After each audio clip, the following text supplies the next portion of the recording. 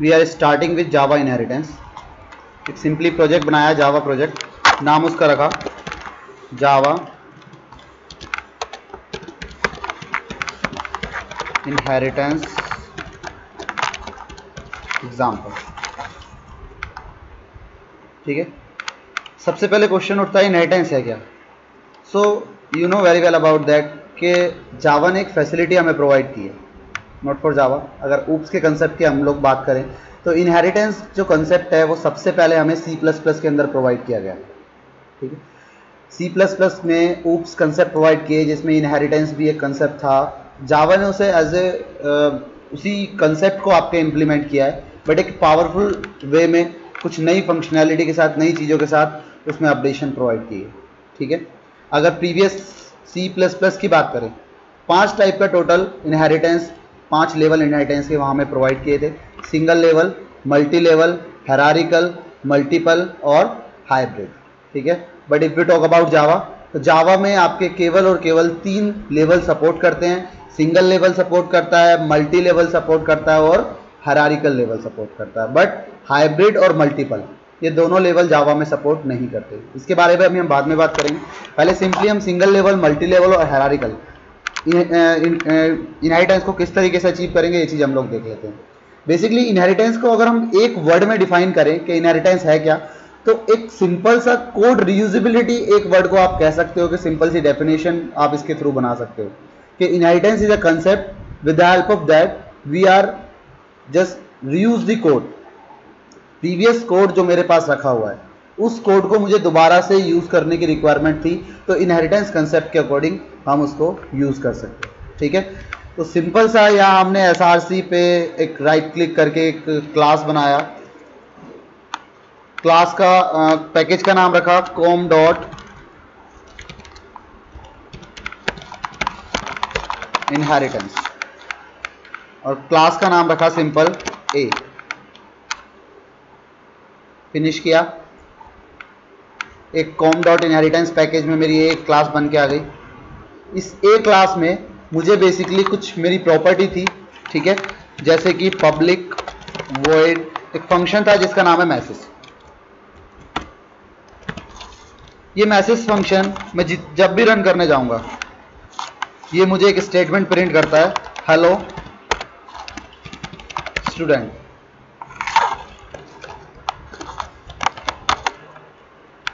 Then मुझे same इसी function की रिक्वायरमेंट थी किसी अनदर क्लास में।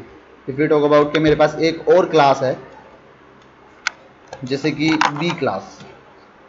अब यहां पर B क्लास को रिक्वायरमेंट है कि आपको जो प्रीवियस क्लास में एक फंक्शन अवेलेबल है message function, same to same message function की रिक्वायरमेंट मुझे इस B क्लास के अंदर पड़ रही है। तो जावा ने आपको कंसेप्ट दिया है कि जब पहले से ही आपके पास कोई कोड रखा हुआ है तो उस कोड को हम दोबारा क्यों लिखें, आप उस कोड को रीयूज कर सकते हो। इसी कंसेप्ट के लिए हम लोग इनहेरिटेंस कंसेप्ट का यूज करते हैं। तो जावा में हमें एक कीवर्ड दिया गया है जिसका नाम है एक्सटेंड्स, और कीवर्ड कन्वेंशन है कि कीवर्ड्स जो भी होंगे वो आपके स्मॉल में होंगे। तो यहां हमने एक्सटेंड्स कीवर्ड का यूज किया और प्रीवियस जो क्लास थी उसे एक्सटेंड कर लिया। अब प्रीवियस A क्लास में जितनी भी फंक्शनैलिटी थी वो सारी फंक्शनैलिटी कॉपी होकर मेरी B क्लास के अंदर एग्जिस्ट है। अब यहां पर मैं मेन फंक्शन में B क्लास का ऑब्जेक्ट यहां बनाऊंगा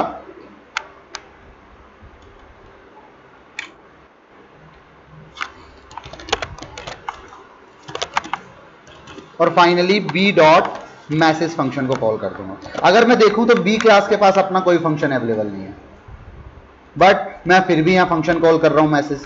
ये मैसेज फंक्शन था आपका A क्लास का और मैं इसे कॉल कर रहा हूं B क्लास के हेल्प से। तो सिंपली आपका सिंगल लेवल इनहेरिटेंस एग्जांपल है। यहां पर आप किसी एक क्लास की प्रॉपर्टी रीयूज कर रहे हो किसी डिफरेंट क्लास के अंदर। ठीक है, तो यहां अगर A क्लास में कुछ मेंबर अवेलेबल होते जैसे कि integer age and default age is 20, अगर मुझे इस एज वेरिएबल का यूज करना था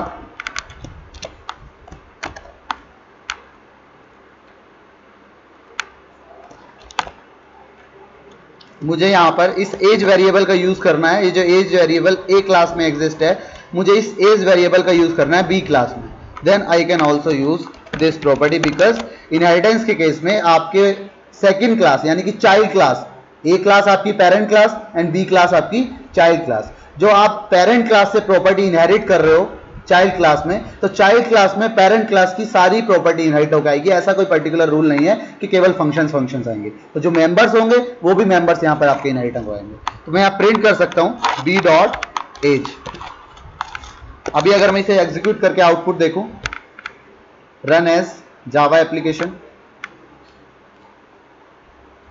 तो फाइनली मुझे यहां पर हेलो स्टूडेंट और 20 मुझे सिंपल सा आपको यहां पर देखो आउटपुट आपको मिल गया। तो ये एग्जांपल आपका है सिंगल लेवल इनहेरिटेंस का, ठीक है। अब इसी में अगर हम बात करें कि हमें मल्टी लेवल इनहेरिटेंस अप्लाई करना है, इनहेरिटेंस का सेकंड जो मुझे 5 लेवल्स दिए गए हैं उसमें सेकंड टाइप मुझे यूज करना है 5 टाइप में से हायरार्किकल लेवल या फिर मल्टी लेवल। मल्टी लेवल के केस में क्या होगा, सपोज बी क्लास के पास भी अपनी कुछ प्रॉपर्टी है, पब्लिक वॉइड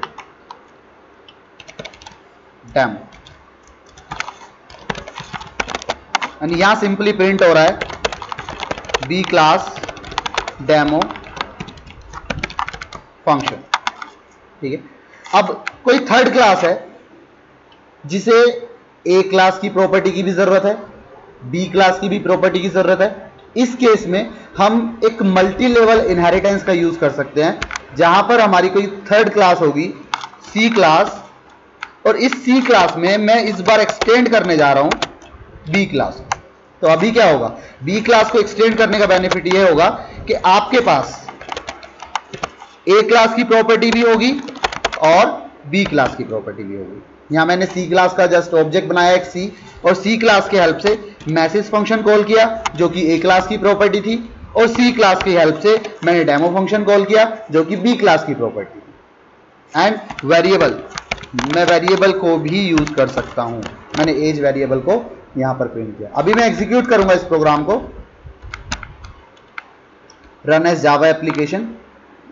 तो सिंपली मेरे पास ए क्लास की प्रॉपर्टी भी आ रही है, message function hello student print कर रहा है, बी क्लास की प्रॉपर्टी भी आ रही है, बी क्लास का demo function, and A class का जो वेरिएबल था एज वेरिएबल, मैं उसको भी यहां पर यूज कर सकता हूं। सो यहां पर मल्टी लेवल इनहेरिटेंस में आप इस लेवल को कितने भी डीप तक आप लेके जा सकते हैं कि ए क्लास को एक्सटेंड किया बी ने, अब ए और बी दोनों की प्रॉपर्टी की रिक्वायरमेंट थी सी को, तो सी ने एक्सटेंड कर लिया बी को। अब इसी तरीके से फर्दर कोई डी क्लास है, उसे रिक्वायरमेंट है ए बी और सी तीनों क्लासेस की प्रॉपर्टी की, तो आप डी क्लास एक्सटेंड कर सकती है सी को। तो ये लेवल आपका कितने भी डीप तक जा सकता है, एग्जाम्पल आपका होगा मल्टी लेवल इनहेरिटेंस का। स्टार्ट करते हैं टाइप 3। अगर मैं हायरार्किकल इनहेरिटेंस की बात करूं तो हायरार्किकल इनहेरिटेंस के केस में क्या होता है कि आपकी कोई सिंपल एक क्लास है ए, अब इस ए क्लास की प्रॉपर्टी सेपरेट डिफरेंट कितनी भी क्लासेस एक्सटेंड ए क्लास को कर सकती हैं। सपोज कि इस ए क्लास की प्रॉपर्टी की रिक्वायरमेंट बी क्लास को थी, तो यहां सिंपली बी क्लास ने क्या किया, ए क्लास को एक्सटेंड कर लिया, एंड इसी ए क्लास की प्रॉपर्टी की रिक्वायरमेंट थी सी क्लास को, तो सेपरेट बी ने भी ए को एक्सटेंड कर लिया एंड सेपरेट सी ने भी ए को एक्सटेंड कर लिया। यहां अब क्या हुआ, डेमो फंक्शन पे यहां पर हमें कंपाइल टाइम एरर शो हो रही है। क्यों शो हो रही है, बिकॉज डेमो फंक्शन जो है वो बी क्लास का है, आपका ए क्लास का नहीं है, बट केवल ए क्लास की प्रॉपर्टी की रिक्वायरमेंट थी। सो मैंने डेमो को यहां पर कमेंट मार दिया, तो मेरी एरर रिमूव हो गई। अभी अगर मैं बी क्लास को और सी क्लास को सेपरेट एग्जीक्यूट करूं तो मुझे यहां पर बी क्लास का आउटपुट मिल रहा है, और यहां पर मैं सी क्लास में भी सेम एग्जीक्यूट करूं तो भी यहां पर मुझे ए क्लास का आउटपुट कंप्लीट मिल रहा है। तो हायरार्किकल लेवल में आपका यही है कि सेपरेट सिंगल क्लास की प्रॉपर्टी डिफरेंट कितनी भी क्लासेस यहां पर एग्जीक्यूट कर सकती है। इसी कंसेप्ट को इनहेरिटेंस के थ्रू, जो भी हमने एक्सटेंड कीवर्ड के through multi level, hierarchical level या सिंगल लेवल, जो भी लेवल मैंने यहां पर अप्लाई किया है, इसी कंसेप्ट को हम कॉल करते हैं ईजर रिलेशनशिप। ये हमारा ईजर रिलेशनशिप में भी आता है, जहां पर हम एक्सटेंड्स कीवर्ड का यूज करके किसी भी क्लास की प्रॉपर्टी को रीयूज कर रहे हैं, वो हमारा ईजर रिलेशनशिप में आता है। ठीक है।